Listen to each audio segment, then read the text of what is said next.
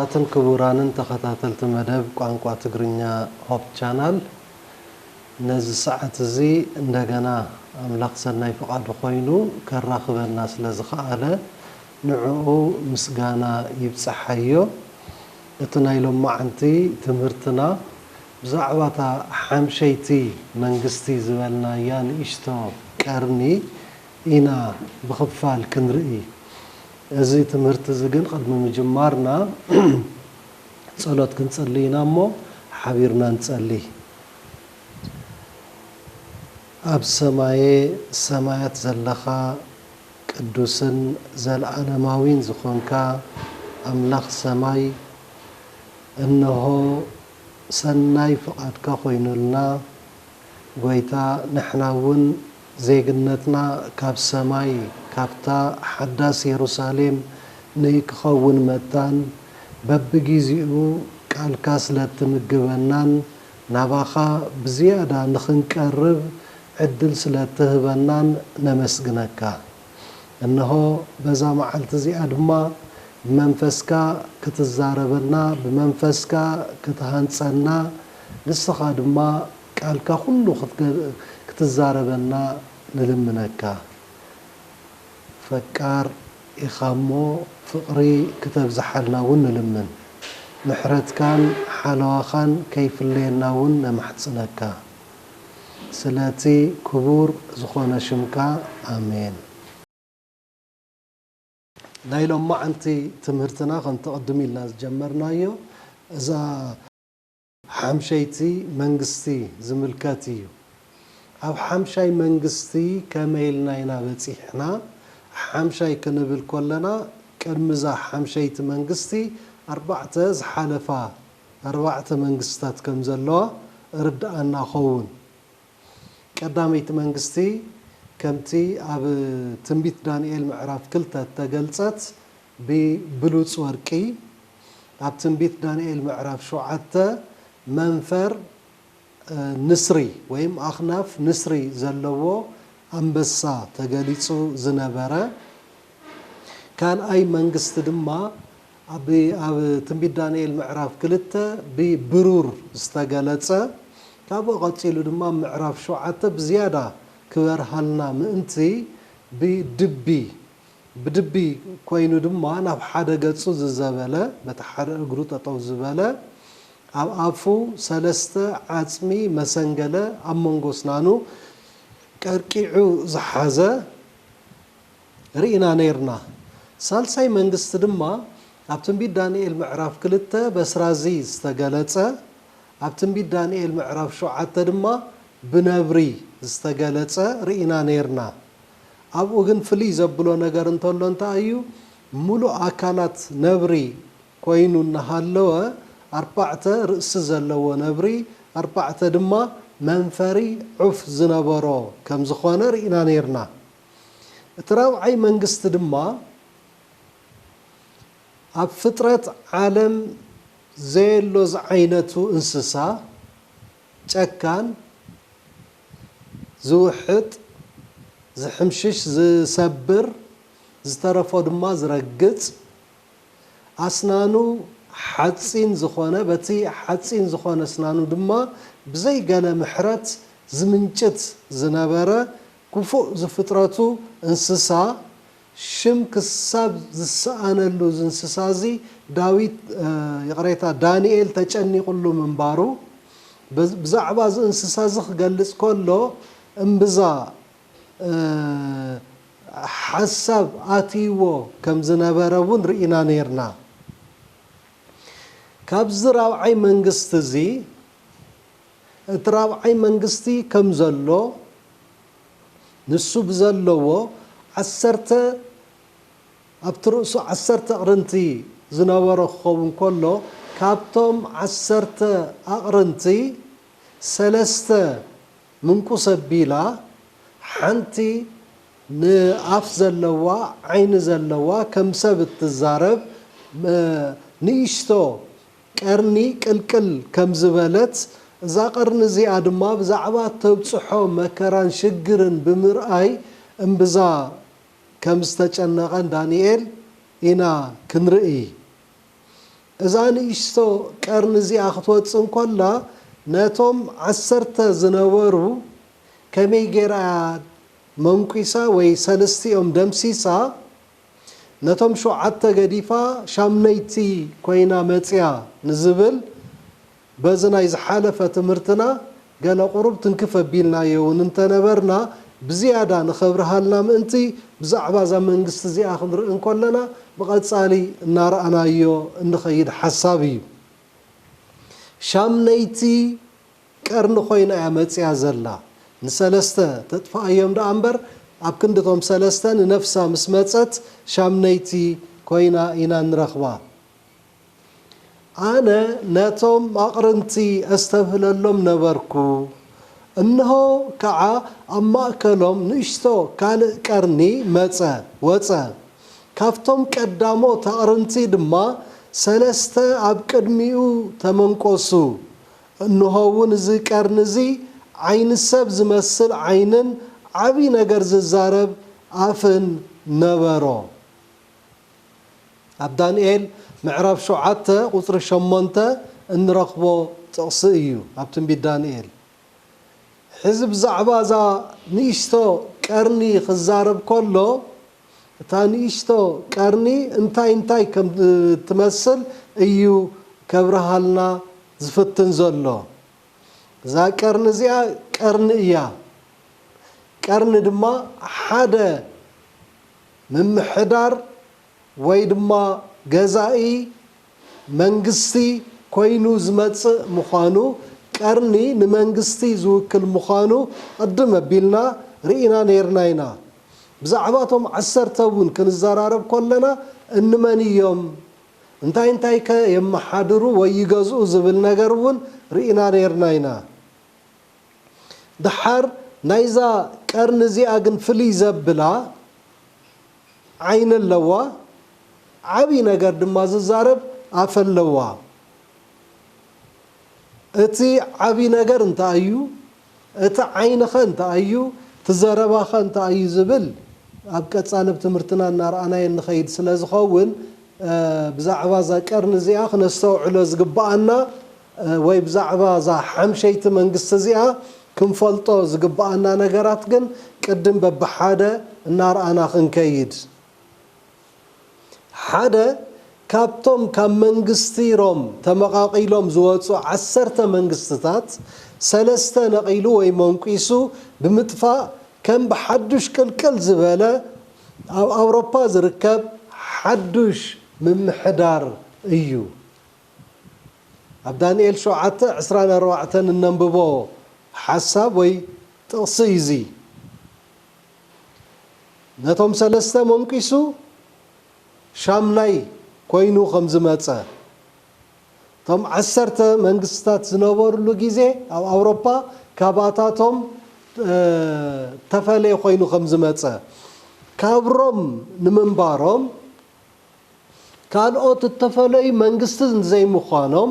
أبتا قد مزح حمشيت منقستر أو عيت منقستر وهيلا زستتصوعت بكيسارات ثم حدر زنبرت منقستي روم من بارار إنا نيرنا نسطري أيكونن أفتي منقست روم زغز ألون زم حدر ألون أبزنا برلو جيزي أزوم عسرت كام منقست روم تمغيلوم ويتمغاقيلوم واتيوم زنورو أيوم كواتاتهم دما يتاسال تا حمشيت منقستي واتيان رخبا زلنا كابتم قدامو تقرنتي وي منقستات زتفلي نبره عيناي زحمشاي منقست زي انتاي فلي غيرو عين اللو ززارب افلو تزربا سقيل زربا يكونن عبي زربا ايو عفو مسكفته كافو زوصو قالات عبيتي زرباتات كم زنبرو انا نردا جن كعا تكرني بملكتاونتي ناخن وصدون نخيل ويزقبا النمبر اتي كرني بعلو عفوتي تزاريبون مبال ايكونن اتي كرني زوكلو منقستنت كم زخونه ስለዚህ ከም ዘሎ ናይ ፓጋን ሮም ናይ ራብዓይ መንግስቲ ባህርያት ምስ ባዕላ ከም ዘሎ ኢና ንርዳእ ንሱ ከም ዘሎ ኮይኑ ካብ ሰለስቲኤን ቀዳሞት መንግስታት ዝሓለፋውን ናታተን ባህርያት ሒዛ ተሰጉም ከም ዘላ ኢና ንርኢ ዘለና ስለዚ ሓደ ድሕሪ ሓደ እንተመፀውን ሓደ ድሕሪ ሓደ ኣብ ዝትከኣሉ ግዜ ካብቲ ቀዳማይ ኮርሶ ዝከኣሎ ነገራት እናወረሰ እዩ ዝመፅእ ዝነበረ ዝቕፅልን ዘሎ እዚ ንእሽተይ ቀርኒ ንውድቀት መንግስቲ ሮም ማለት ንራብዓይ መንግስቲ ዓብይ ግደ ዝነበሮ እዩ መንግስቲ ሮም ንኽደክም መንግስቲ ሮም ንኽወድቕ ፓጋን ሮም ንኽወድቕ ፓጋን ሮም ዝበሃል ነገር ተሪፉ ሓምሻይ መንግስቲ ንኽመፅእ ሓምሻይ መንግስቲ ክንብል ከለና እንታይ ምዃኑ ድማ ብዝያዳ እናገለፅናዮ ስለ ንኸይድ እቲ ኣረማዊ ሮም እዩ ነይሩ ኣረማዊ መንግስቲ እዩ ነይሩ ካብ ኣረማዊነት ካብ ፓጋንነት ናብ ምንታይ እዩ እዚ ሓምሻይ መንግስቲ እዚ ቀይሩ ዘሎ ዝብል ኣብ ቀፃሊ ንሪኦ ትምህርቲ ዝኸውን ዓይኒ ሰብ ዝመስል ዓይንን ዓብይ ነገር ዝዛረብ ኣፍ ኣብቲ ልዑል ከዓ ናይ ትዕቢት ቃል ክዛረብ ኣፉ ከም ዝኸፈተ ከም ዝተዛረበን ኢና ንርኢ ኣብ ዳንኤል ምዕራፍ 7 ቁፅሪ 8 ኣብ ዳንኤል 7:25 ምስ ነንብብ ነዚ ሓሳብ እዚ ዝድግፍ ሓሳብ ክንረክብ ንኽእል ኢና ካብቲ መጽሓፍ ቅዱስ ወላ ክነንብቦ እሞ ዳንኤል 7:8 እንታይ ይብለና ኣነ ነቶም ኣቕርንቲ እስተብህለሎም ነበርኩ እንሆ ከዓ ኣብ ማእከሎም ንእሽቶ ካልእ ቀርኒ ወፀ ካብቶም ቀዳሞት ኣቕርንቲ ድማ 3 ኣብ ቅድሚኡ ተመንቆሱ እንሆ እውን እዚ ቀርኒ እዚ ዓይኒ ሰብ ዝመስል ዓይንን ዓብይ ነገር ዝዛረብ ኣፍን ነበሮ ኣብ ቁፅሪ 25 እንታይ ከም ተዛረበ ግን ግልፂ ይገብረልና ኣብቲ ልዑል ከዓ ናይ ትዕቢት ቃል ክዛረብ ነቶም ናይ ልዑል ቅዱሳን ድማ ከጽንቶም ዘመናትን ሕጋጋትን ክልውጥ ከዓ ክሕልን እዩ ንሳቶም እውን ክሳዕ ዘመናትን ፈረቓ ዘመንን ኣብ ኢዱ ክወሃቡ እዮም ይብለና ትዝዛረቦ እንታይ እዩ ናይ ትዕቢት ቃል ኣብ መን ኣብቲ ልዑል ኣብ ፈጣሪኡ ልዕሊ ኩሉ ዝኾነ ንጉስ ነገስታት ኣብ ዝኾነ እናት ናይ ትዕቢት ቃል ከንታ እዩ ከምቲ ኣብ ምዕራፍ 7 ቁፅሪ 25 ዘንበብናዮ ኣብኡ ተገሊጹ ንረኽቦ ዝገብሮም ነገራት ከም ዘለው ተጸብጺቦም ኣለው ናይ ትዕቢት ቃል ምዝራብ ጥራይ ዘይኮነስ ካብኡ ሓሊፉ እውን ዝገብሮ ነገር ከም ዘሎ ንሱ እውን ዘመናትን ሕጋጋትን ክልውጥ ክሕልን እዩ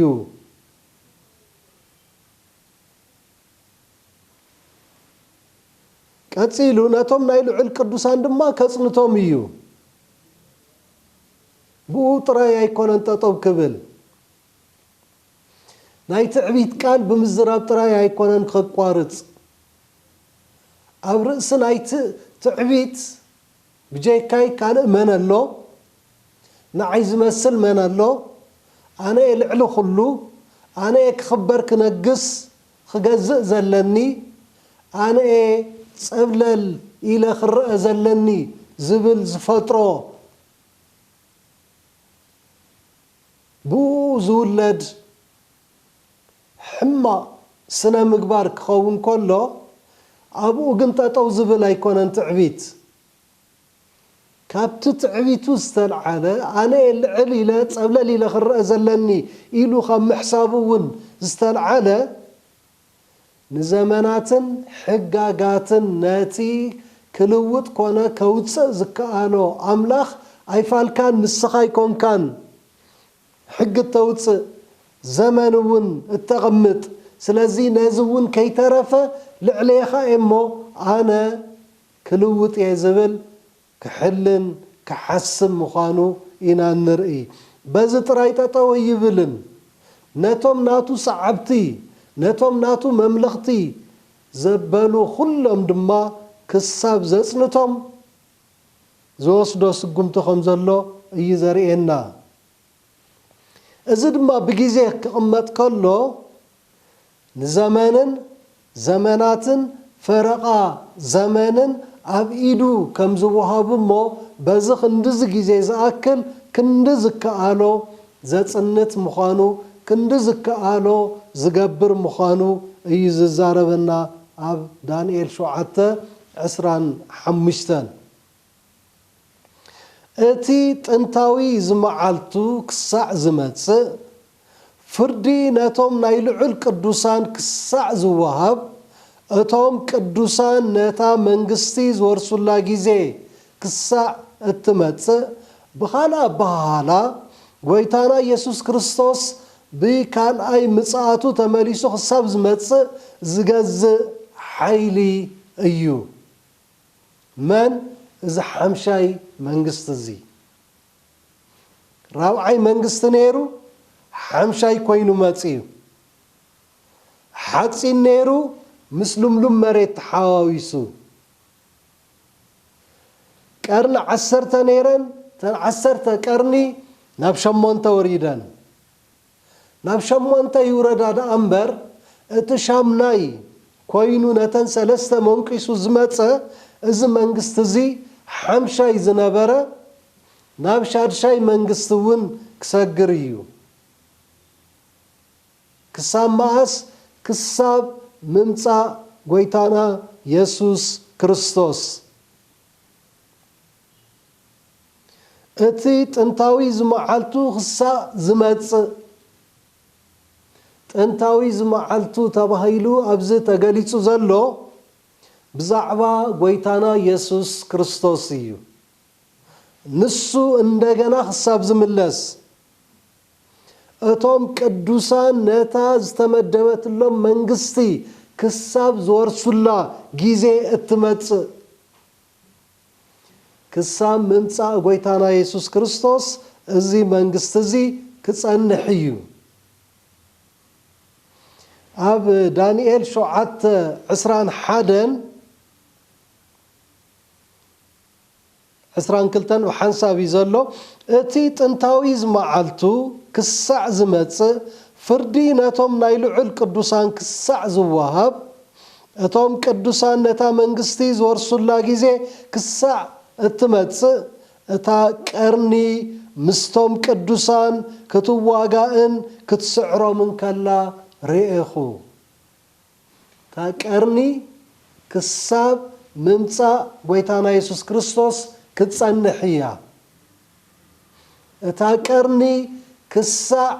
ممصا غويتانا يسوع كريستوس نتوم قدوسان كتواغوم يا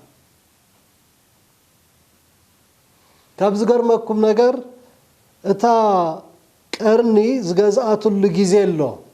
ዝሓለፈ ሓሊፈ ይተርፍን እዩ እስኪ ክንቅጽል እንዲናፍተ ትምህርቲ ከመይላ ተመሊሳ ትመጽእ ከመይላ እንደገና ትትስእ ክንሪአይና ከመይላ ያኸ ክሳብ ምምጻእ ጎይታና ኢየሱስ ክርስቶስ ክትጸንሕ ትኽእል ዝብል ነገር ገና እንሪኦ ሐሳብ እዩ አብራይ ምዕራፍ 17 ቁጥሪ 14 ከምዚ ይብለና እዚአቶም ምስቲ ገንሸል ክዋግኡ እዮም እቲ ገንሸል ግና ጎይታ ጎይተትን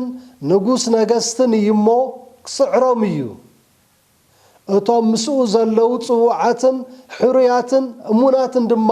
ክስዕሩ እዮም رأي يوحنس ون زرغاغصلنا زلو نس እዩ بزياده يزبرሃልና ዘሎ بزعبا زحساب زي تغنشل تباهيلو تصويع زلو ምእንተ ሓጢያትና ዝተሓረደ ጎይታና ኢየሱስ ክርስቶስ እዩ ጎይታ ጎይቶት እዩ ንጉስ ነገስታት እዩ ብዛዕባ ይዛረበና ዘሎ ትርጉም ትሕዝቶታ ቀርኒ ዓይን ኣለዋ ቤተ እምነት ምዃን ይግባአኒ ባህላይነት እምነትን መንፈሳዊ አራያን እትሕዘላ ምዃናን እዩ ከምቲ ቅድም ኢለ ገሊፀ ዝነበርኩ እቲ ዝነበረ አረማዊ ሮም ፓጋን ሮም ተባሂሉ ዝፅዋዕ ዝነበረ ንሱ ምዃኑ ተሪፉ ትቕይር ኣላ እዛ ንእሽቶ ቀርኒ ኣነ እየ ዝግባአኒ ቤተ እምነት ክኸውን ዘለኒ መንፈሳዊ አረኣያ ዘለኒ ካብ ዝገርመኩም ነገር ምስቶም ቅዱሳን ትዋጋእ ዝነበረት እቲ ሓቂ ብዝያዳ ምሳየሎ ምድሓን ምሳየሎ ከተምልኽዎ ክትሰግድሉ ዝግባአኩም በቲ ኣነ ዘውፅኦ ዘለኹ መምርሒ ክኸውን እዩ ዘሎ እምበር በቲ ትብልዎ ዘለኹ መካይዳ ክኸውን የብሉን ናብ ዝብል ከም ዝመፀት ካብዚ ሓሊፉ ንዝክር ንኸውን ብዛዕባ ተን ሰለስተ ቀርኒ ብዛዕባ ተን ሰለስተ ሃገራት ምጥፋእ ምኽንያት ኮይና ክትመፅእ እንከላ ክምለኽ ዝግብኦ ኣምላኽ እግዚአብሔር ኣምላኽ ሰማይ እዩ ክንሰግድ ክነምልኽ ዘለና ኣብ መዓልቲ ሰንበት ሻውዒቲ መዓልቲ ሰንበት እዩ ኢሎም ቅዋም ስለ ዝወሰዱ ነቲ ንሳ ተተኣታትዎ ዘላ ሓዱሽ እምነት ነቲ ንሳ ተተኣታትዎ ዝነበረት ሓዱሽ መገዲ ኣምልኮ ሰንበት እዚ ኣይኮነትን ኢላ እውን ትቕይር ስለ ዝነበረት ትሕልን ዝብል ነገር ኣይንረስዕ በዚ መሰረት እዚ መንፈሳዊ ነገራት ተተኣታቱ ስለ ዝነበረት ብኡ ምኽንያት እያ ሃገራት ዝኣክል ነገር ዛንታ ከም ዘይህልዎን ገይራ ደምሲሳ ዘጥፈአተን ስለዚ ይግባአኒ ባህላይነት በዚ ዝብገስ ኮይኑ ንረኽቦ ዓበይቲ ነገር ዝዛረብ ኣፍ ነበራ ኣነ ኣይጋገን ባህሊትን ንእግዚአብሔር ጥራይ ዝግብኦ ኩሉ ናተ እዩ ምባልን ሓደ ሕጊ ነውፅእ ኣለና ትነውፅኦ ሕጊ ንሕና ይንጋገን ትዘውፅእ ናይ ሕጊ ተፈጻሚ ክኸውን ኣለዎ ኢላ እተገድድ ሓይሊ እያ ካብኡ ከዓ እንደገና ንእግዚአብሔር ዝግብኦ ነገራት ኩሉ ናብኣ ትስሕቦን ትወስዶን ከም ዝነበረት ዝዛረብ ትዝዛረብ ኣፍ ሕግን ደንብን ምውፃእ እዩ መተሓዳደሪ መምርሒ ሃይማኖታዊ ሕግታት ጥራይ ዘይኮነ ዓለማዊ ሕጊ እውን ከይተረፈ ኩሉ ከውፅኦ ዝግባአኒ ኣነ እሞ በቲ ኣነ ዘውፃእኽዎ ሕግን ደንብን ክትምርሑ ክትከዱ ግድኒ ኢላ እተገድደሉ ኩነታት እውን ከም ዝነበረ ዝርሳዕ ኣይኮነን ትርኢታ እውን ካብቶም ካልኦት ዝበለፀት ይብለና ኣብ ርእሲ ኩሉ ስልጣን ይግባአኒ እዩ አንጻረይ እየን ኢላ ንዝመደበተን ሰለስተ ኣቕርንቲ መንቂሳ ምድርባያን ንኩለን ኣብ ትሕቲኣ ምርጋፃን ካልእ መረዳእታና እዩ እተን ሸውዓተ ክፀንሓ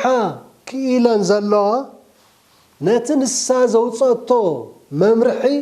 ተኸቲለን በቲ ንሳ ትብሎ መገዲ ኣሜን ኢለን ተገዚአን ይስዕባ ስለ ዝነበራ እዩ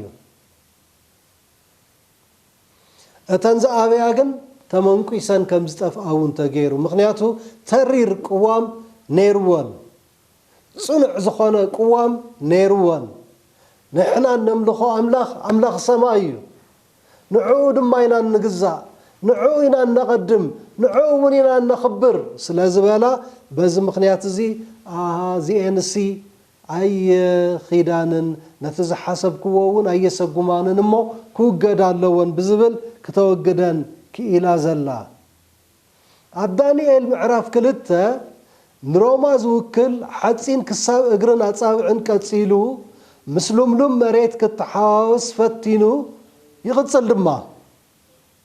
إذا ما قالت كعخصة مودعتا زمان كم تصنحيه قدم إلى خم تستزارب كوا أفت اقرتها قليل زلو أم مودعتا أفت تصابع نايساب النتنا ناي مودعتا كفان زخوانا أبو تحسين تحاويسو كغتصل يفتن سلازنا برا كساب أبو كم استقلتها تحسين كسابت لمدم مريت كم استرعي زقلت لنا حساب الله تاني اشتقرني أم عرف شو عدت دانيال تتقيس هذا اللادما كابراو عي أراويت زواتت كوينة كساب مودعتا علم دما أكال نايزراو عي أراويت كوينة بحرياتن بحقتاتن نايتي راو عي أراويت فتساميت كوينة كتسنحيا ولا نتي أراويت راوعي أراويت نمنجستي روم مودا مخنياتكوا أنت خوانت جن نتي بحقتاتن بحرياتن نايت راوعي أراويت فتساميت كوينا خم تسنح يززاربنا أب أوان حواري يوحنسن باولوسن ونزنبرا يوحنس كم زيب لنا إذا خاعة أتي كم زمت سمعكم ما زلكم نايت أرى كريستوس منفسيو حج وندرو أب عالم الله أب جيزة يوحنس أب كدما يوحنس أب تتصحفوا ملأختي معراف رواعته قطري سلستا ننببو شعقوا أتنايت أرى كريستوس منفس باتي جيزتي والنيرو أب عالم إذا مالت أتا حمشيتي منقستي تم حضر اللو زنبرت اللو جيزي تأتاتيو خمز نبرت حسب يزقل تسألنا زلو أبزنا يكال أي تسلون كي معراف كلتا قطرشو عطا ننببوت أصدما باولوس بزعبا منصا غويتانا يسوس كريستوس مهيرو سبيخو نيرو دحر أتوم سب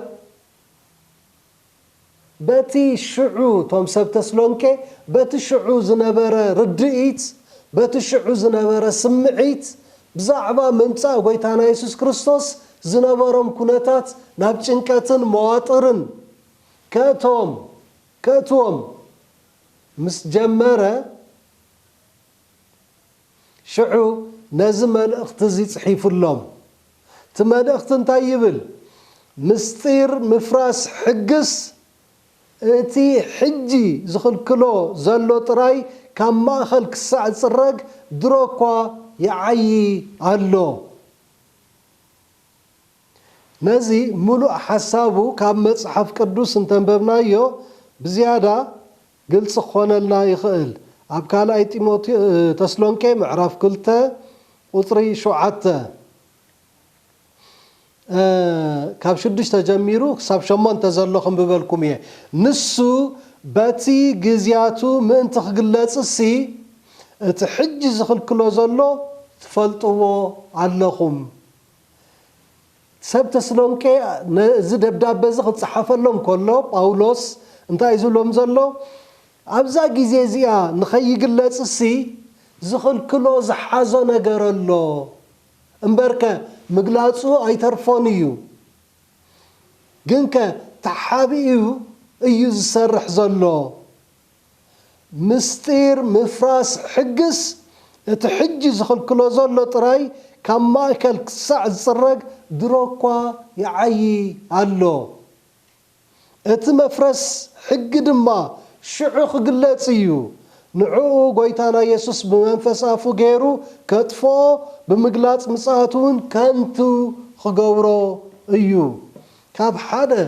جميرو خننببو خلنا بزعبا من يزاربكم زلو قلتي قبرلنا ايو اتي بنصار كريستوس دوزبل انا ايه إيلو ززارب ኣብ ቤተ መቅደስ ጠጠው ዝብል ኣብ ክንደ ኣምላኽ ኣነ እየኢሉ ዝግለጽ ሎሚ ንኸይግለጽ ዝኸልከሎ ነገር ኣሎ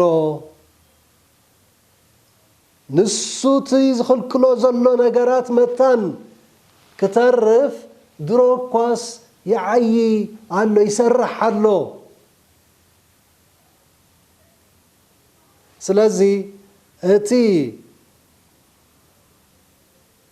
ጊዜ ምስ ኣኸለ ሓደ ጊዜ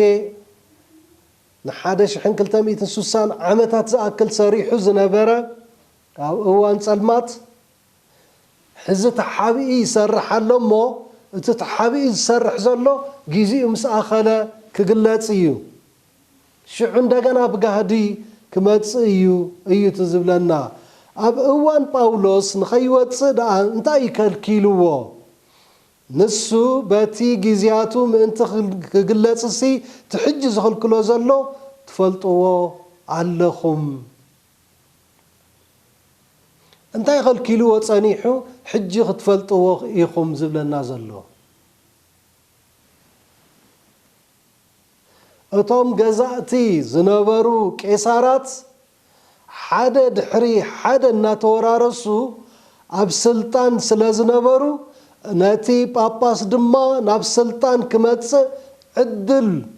ዕዱል ሂቦሞ ስለ ዘይነበሩን ክኸውን ከሎ ቆስጠንጢኖስ ንቀሳውስቲ ሮም ስልጣኑ ኣረኪቡ ክወርድ ከሎ ቀደም ዝነበረ ኣምልኮ ጣዖት ከም ዘሎ ብፖንቲፌክስ ማክሲመስ ኣቐጺላቶ ኣብዚ ቄሳር እዮም ዘመሓድሩ ነይሮም ኢልና እቶም ቄሳራዊ ምምሕዳር ሓደ ድሕሪ ሓደ ቄሳራት እናተተኻኽኡ ይመፁ እኳ እንተነበሩ ድሓር ነቶም ጳጳሳት ከሕልፍዎም ቦታ ክህብዎም ዕድል ሂቦሞም ስለ ዘይነበሩ በዚ ምኽንያት እዚ ተታሒዙ ነይሩ በዚ ምኽንያት እዚ ተደናጉዩ ነይሩ ቆስጠንጢኖስ ግና ካብቶም ቄሳራት ሓደ ነቶም ቀሳውስቲ ወይም ጳጳሳት ስልጣኑ ኣረኪቡ ክወርድ ኣብ ዝኸኣለሉ ጊዜ ነዚ ብፖንቲፌክስ ማክሲመስ ክቕጽል ጌራቶላ እዚ ንእሽቶ ቀርኒ ምኽንያት ንምጥፋእ ፓጋን ሮምን ወይም ኣረማዊት መምለኺት ጣዖትን ሰለስተ መንግስታትን ዝኾነን ሓድሽ ምምሕዳር ኮይኑ ዝመፀን እዩ ቄሳራዊ ምምሕዳር ኣረማዊ ወይ ድማ መምለኽቲ ጣዖት እዮም ነይሮም ፓጋን ሮም ተባሂሎም ይጽውዑ ነይሮም ነዚኦም ንኽውገዱ ነተን ሰለስተ መንግስታት እውን ንኽውገዳ ሓድሽ ምምሕዳር ኮይኑ ንኽመጽእ ዝኸኣለ እዚ ንእሽቶ ቀርኒ ኮይኑ ንረኽቦ ብምኽንያት እዚ ንእሽቶ ቀርኒ ዝመጸ ጳጳሳዊ ምምሕዳር ሮም ርእሰ ሊቃነ ጳጳሳት ወይም ጳጳሳዊት ሮም ተባሂሉ ንኽፍለጥ ድማ ገይርዋ ሕዚ ቄሳራት እዮም ዘመሓድሩ ነይሮም ካብ ቄሳራዊነት ወይም ካብ ኣረማዊነት ወይም ካብ ኣምልኮ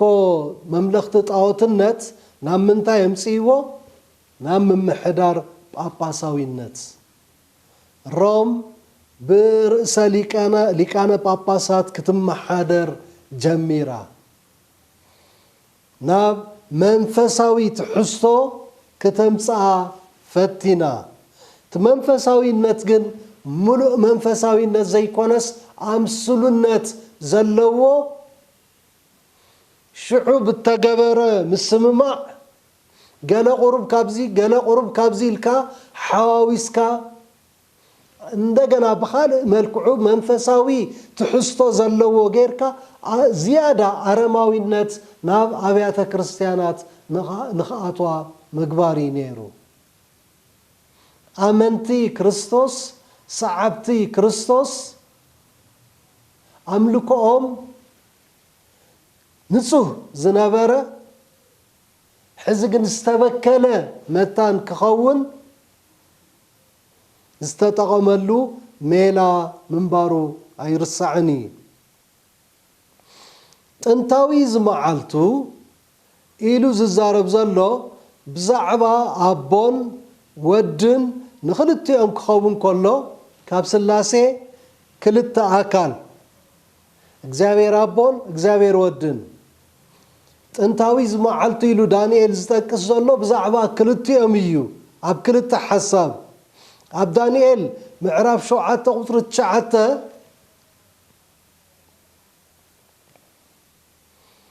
ኣብ ዳንኤል ምዕራፍ 7 ቁጥሪ 9 ክነንብብ ከለና ኣነ ዝፋናት ክሳዕ ዝነብሮ እጥምት ነበርኩ ሓደ ጥንታዊ ዝመዓልቱ ድማ ተቐመጠ ክዳውንቱ ጻዕዳ ከም በረድ ፀጉሪ ርእሱ ከዓ ከም ጽሩይ ጸምሪ እዩ ዝፋኑ ሃልሃልታ ሓዊ መንኮራኹሩ ድማ ብሁር ሓዊ እዩ ይብለና እንደገና ካብ 10 ጀሚሩ ውሕዝ ሓዊ ውሕዝ ካብ ቅድሚ ከዓ ይወፅእ ነበረ 1000 ግዜ 1000 የገልግልዎ 1000 ግዜ 1000 ድማ ኣብ ቅድሚ ቆይሞም ነበሩ ፍርድ ኾነ መጽሓፍቲ እውን ተገንጸለ ሽዑ ኣነ ብዛዕባት ቀርኒ እተዛረቦ ድምፂ ዓበይቲ ቃላት ጠመትኩ እታ ኣራዊት ክሳዕ ዝቕተል ጠመትኩ ስጋኡ ጠፍአ ምእንቲ ክነድድ ከዓ ንሓዊ ተዋህበ ካብቶም ዝተረፉ ኣራዊት ድማ ግዝኣቶም ተወስደ ምናሕ ህይወት ግና ንዘመንን ውስን ጊዜን ተወሰኸሎም ብራእያት ለይቲ ጥምት ነበርኩ እንሆ ከዓ ወዲ ሰብ ዝመስል ብደበና ሰማይ ይመጽእ ነበረ ናብቲ ጥንታዊ ዝመዓልቱ ድማ በጽሐ ናብ ቅድሚ እውን ኣቕረብዎ ሕዚ ክልተ ጥንታዊ ዝመዓልቱ ሓሳባት ኢና ንርኢ ዘለና ኣብ ዳንኤል 7:22 እውን ከምኡ ድሕራይ ኣብ ዳንኤል 7:22 ብዛዕባ ወዲ ክርስቶስ ተገልጸ ኸውን ከሎ ኣብ ዳንኤል 7:9 ካብ 13 ነንብቦ ዘለና ብዛዕባ እግዚአብሔር ኣቦ ኮይኑ ኢና እንረኽቦ ብዝኾነ ግን ዕድመ ኣቦን ወዲ ኾነ መንፈስ ቅዱስ ኣይምርመርን ኣቦ ዕድሚ እባ ክንደ እዩ ኣይምርመርን ወዲ ዕድሚ ክንደ እዩ ካብታ ዝተወለደላ ይኮንና ንቆጽር ወዲ ጎይታና ኢየሱስ ክርስቶስ ኮይኑ ብርግጽ ተወሊደሎ ቅድሚ ሙላዱ እውን ግን ዝነበረ እዩ ዝነበረ ዘሎ ዝነብር ድማ እዩ መንፈስ ቅዱስ እውን ከምኡ ስለዚ ዕድሚኦም ኣይምርመርን እዚ ጳጳሳዊ ስርዓት ጌጋ ኣይንፍጽምን ኢና ኢሉ ይዝዛረብ ዘሳድድ ሓይሊ ብጣዕሚ ጨካን ምዃኑ ድማ ርኢና ነርና ወይ ጨካን እንታይ ከም ዝመስል ሃገራት ክሳብ ዘጥፍ ድማ ምስ ምንታይ ተታሒዙ ምስቲ ንሱ ከሰጉሞ ዝሓሰቦ እምነት ብተጻራሪ ጠጠው ምስትብል ብዘይ ምሕረት ቆርበትካ ተገፊፉ ብህይወት እናሃለኻ ወይ ድማ ብህይወት እናሃለኻ ትቃጸል ንኻልኦት መምሃሪ መታን ክትከውን እናተባሃለ በትሽዑ ጊዜ ንዝነበሩ ክርስቲያናት መፈራርሒ መታን ክትከውን ክሳብ ክንድዚ ዝገብር ዝነበረ እዩ ትምስዳድ ሽዑ ዝነበረ ብዛዕባ ስደት ብዛዕባ መከራ ሽግር ቅድም ኢልና እውን ተዛሪብና ነርና ሰብ ዘይጋገ ምዃኑ ከም መሰሉ ገይሩ እንተሒዝዎ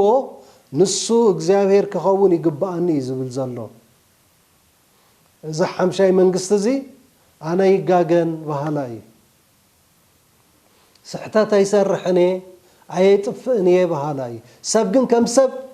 ኣብ መዓልቲ 34 ጊዜ ክጋገ ይኽእል ሰብ ድማ ዝመሃር ካብ ገይጉ እዩ እግዚአብሔር ግን ሓንሳብ እኳ ኣይስሕትን እግዚአብሔር ኣይጋገን ስለዚ ኣነ ኣይጋገን ክብል እንተደኣ ጀሚረ ንናይ እግዚአብሔር ቦታ እወስድ ኣለኹ ንዕኡ እውን እትክኦ ኣለኹ ማለት እዩ መንግስቲ ሜዶን ፋርስን ሰባት ናብኡ ጥራይ ንኽጽልዩ ገይሩ ምንባሩ ኣይንርስዕን ኢና ከመይ ኣብ ግዜ ዳርዮስ ነቢይ ዳንኤል ታይ ዓይነት መከራ ከም ዝወጽሖ ንዝክር ኢና ስለምንታይ ናብኡ ጥራይ ክጽለ ከም ዘለዎ ኣዋጅ ን30 መዓልቲ አንጊሩ ብምንባሩ ንሱ ግን ልማዱ ክገብር ናብ ኣምላኹ ክጽሊ ብምእታው ስለምንታይ ናብ ኣምላኽካ ትጽሊ ተባሂሉ ናብ ጉድጓድ ኣናብስቲ ከም ዝተደርበየ ንዝክር ኢና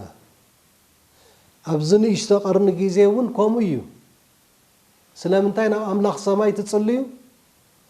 ስለምንታይ ንዕኡ ጥራይ ትግዝኡ ስለምንታይ ንዕኡ ጥራይ ትሰግዱ ኣነ እየ ኣብ ምድሪ ንኣምላኽ ዝትክኦ ብዝብል ስግደት ንኽቕበል ብምፍታኑ ዘብጽሖ መከራታት ከም ዘሎ ዝርሳዕ ኣይኮነን ሎሚ እውን ኣቐዲምካ እንተዘይሰጊድካን ቀለበቱ እንተዘይስዒምካን ነቲ ጳጳስ ክተዛርብ ኣይትኽእልን ኣብ ግዜ ንጉስ ኣርጤክሴስ ንዝክሮ ነገር እዩ ብዘበን ንጉስ ኣርጤክሴስ እዚ ማለት ብዘበን ሜዶን ፋርስን 120 ሃገራት የመሓድር ኣብ ዝነበረሉ ግዜ ምዕራፍ 1 ብዝሓለፈ ኣንቢብና የለና ንግስቲ ኣስቴር ናብቲ ንጉስ ክትኣቱ ምስ ደለየት ናብቲ ንጉስ ዝኣቱ ሰብ ክኣቱ እንተኾይኑ እቲ ንጉስ ዘንጉ ክዝርግሐሉ እንተዘይክኢሉ ስጉምቲ ዝውሰዶ ነይሩ ዝኾነ ይኹን ስለዚ ንግስቲ ኣስቴር ከመይ ኢላ ናብ ንጉስ ዝኣተወት ከመይ ኢላ ሞጎስ ረኺባ እንታይ ከ ስለ ዝገበሮ ቀዲሞም ብምንታይ ስለ ዝተዳለው ኣብኡ ትጥቕሱ ነንብቦ ነገራት ኣሎ እዩ ነዚ ጳጳሳዊ ስርዓት ምን ስዕርራርን ናብ ቤተ ክርስቲያን ቀስ እናበለ ንኽኣቱን መገዲ ዘጣጥሐሉ ዝነበረ ኣብ ቤተ ክርስቲያን ኣብ መንጎ ዘይተበከለ ክርስትናን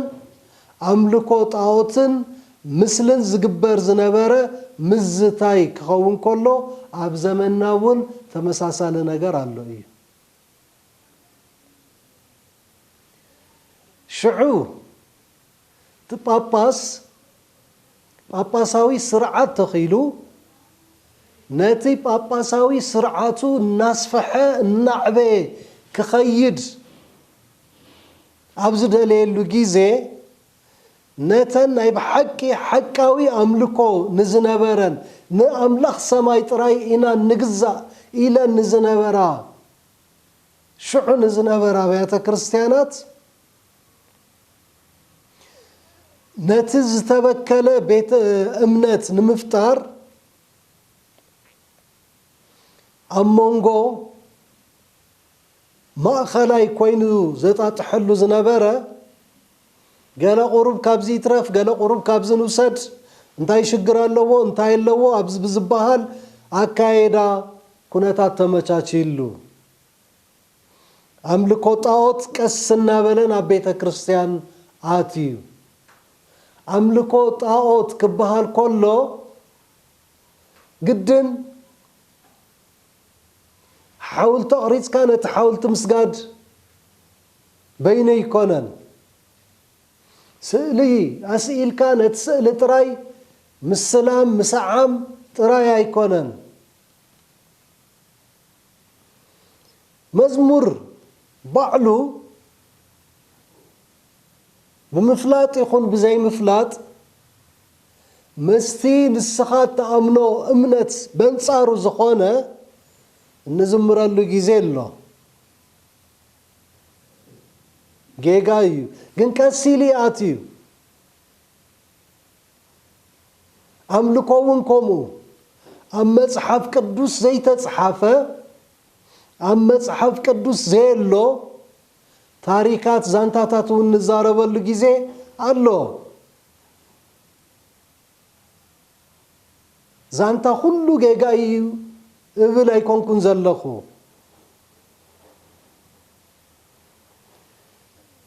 ካብኡ ከዓ እንደገና መጽሓፍ ቅዱስ በዝሒ ሰዓት እዚ ዝሓዝናዮ بهارد كوبي خون بسوفت كوبي انت دا استوعلنا يخوينا كاس بكاس حدا دحر حدا عم مصحف قدوس نعانا انصارنا كخون يخليو نتزحزنايو امنت كوكع يخليو سبات نزي بعين ترطاره نخريو يخلوم يتباهيلو نستجمتون كي ترفه النوصو الناد سرزو النوصو يخدو الله ويدما بزو طعمه ملكعون نغيروا يمصيهم زلو بزح عينته مصحف قدوس يزلو بزح الساعه زي عالم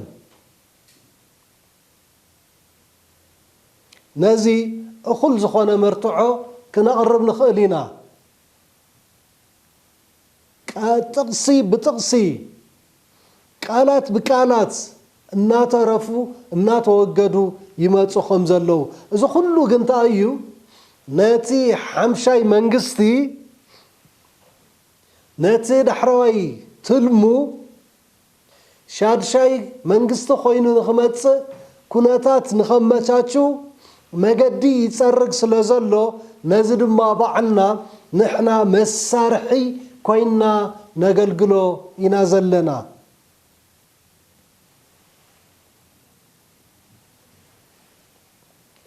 التحساسبا أملكو صحاي كاو أرماويت روم ناباباساويت روم تخيلو إيو عاتيو ولا حدا تقاومون أي قطمون كماي أرماويت روم مملخيت طاوت مملخيت صحاي إيانيرا اتي أملكو صحاي ناب صحاي قطكا يهداوكا زرقحخا زقبر زنبرة أملكو ناب باباساويت روم حسب لبونا دليتان زفت سملا سلازنبرن سلازخونن بزي قالة تقاومو تخيلي آتيو منم تقاومو يقاطمون حسب لبوم دليت لبوم زفت سملهم كوينو سلازراخوو نامرود سميراميس زيهم كلتيهم عدون سبيتن نامرود تاموز كابكال سبستولدن تاريكم سفح زبالة ولا انت خونا مس أملكو صحيقن زتحز ززامد حساب اللووميو نامرود ود سميراميس ينيرو قدم يلون تنكفى بيلينيري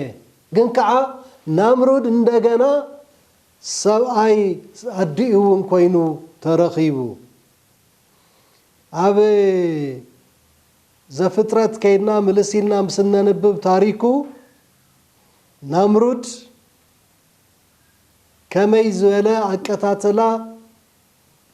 بأكو خمتقة لمو أتي سبؤو تقراريصو ناب كلهم عليت إسرائيل كمي كمستبتنا أبو تصحيفون رخوينا سلامنتاي بتزنا برو كفاءاتن حاتياتن مخنيات منبارو زرسع يكونن كوينون ቅዱሳንን ጻድቃንን ተባሂሎም ዝምደቡ ሰባት ኣብ ርእሶም ዝረአ ከቢብ ምልክት ፀሓይ ናምሩድ ክኸውን ከሎ እዚ ድማ ነቲ ዝወለደቶ ቆልዓ ካብ ናምሩድ ብጭራ ፀሓይ ከም ዝተወልደ ከተመስል ዝተጠቐመትሉ ሜላ እዩ ነይሩ ከመይ ናምሩድ ከምቲ ዝበልኩኹም ምስተቐተለ سميراميس جن كاب كان سبتني ساترخيبا دحر شعو أزي بمقبارة نعاون نختوكع زقتلا سلازنبرة انتاي مخنيات فتيرة نامرود مسموته عبصحي ايو عارفو سلازي نصحي كنا ملخ لنا زبل تمرتي كتسقم جميرة دحر زتني سيز اللخو تنسدما كاب نامرود بچرات صحي أبيلة أنيسيو حسابه أمه قويتانا يسوس كريستوس كاب قدستن نصحتن دنجل مريم كله بسرصات منفس قدوس ينيرو سيطان نتي أولا لدا قويتانا يسوس كريستوس كبلاشو كاب قدمو كاب تنتو خما يسرح كم زنبرخ يترد أنا يترفني سلازي أملكو صحي بز خمزخ يخون كتقبر كله بو كي أكل عندنا تزولدتو قال عون ود صحي كم زخانة ود نامرود كتمثل فتينا كابزغر مكم نجر ديسمبر 25 قويتانا يسوس كريستوس تولد له معلت تباهيلو يخبر تزغرم جن ديسمبر 25 اتي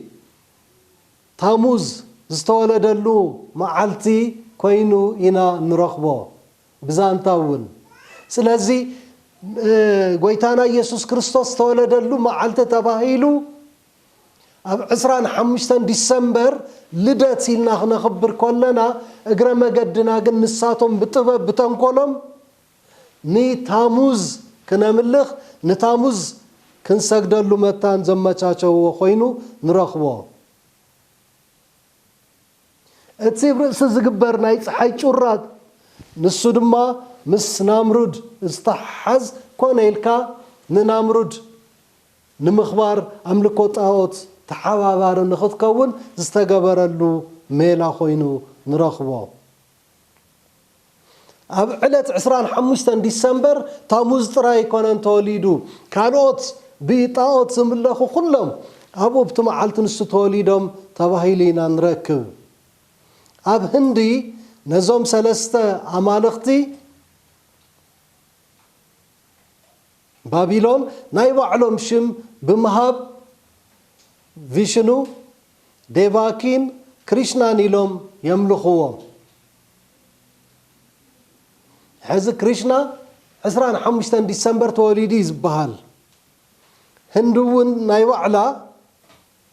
ناي بابيلون امنت كمزلو وسيدا نسالستيهم شم كايرا كم طاوت التملخهم مخانا إنا نرئي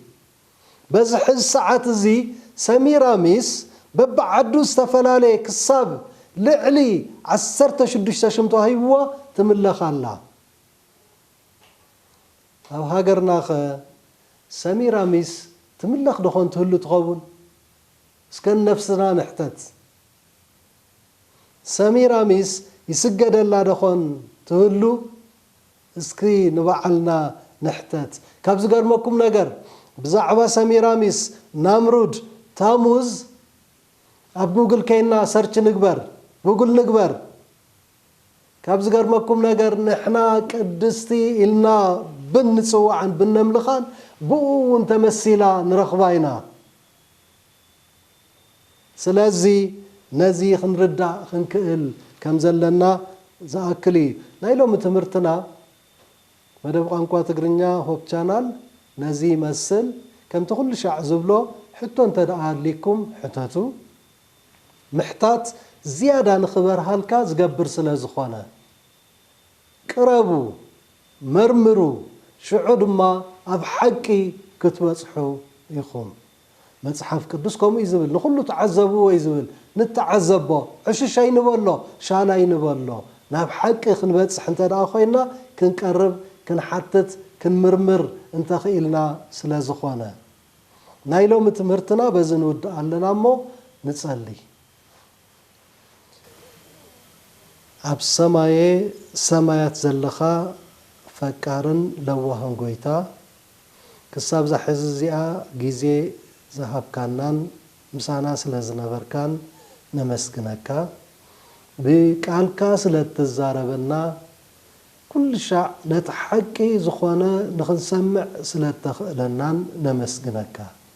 اذا زخون زلو خا سلتفتوناي سلازي نمسكن غويتا